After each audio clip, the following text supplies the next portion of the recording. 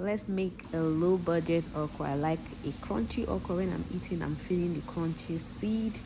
These are my ingredients display. Meanwhile, I'll stop here.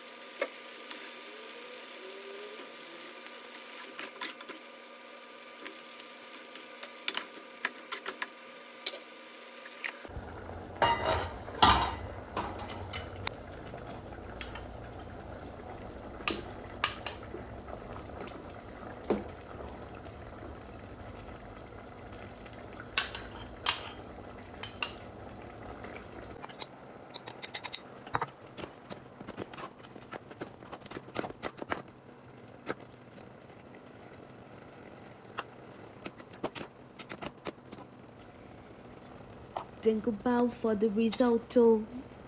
Yes, sir. Anyway, if I had gotten my seafood like shrimps and maybe fresh fish, now, add all those things that were just making it look penge. Even if Abbas will be learning from me.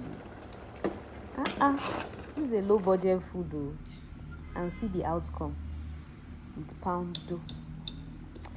Oh my god, I enjoyed myself.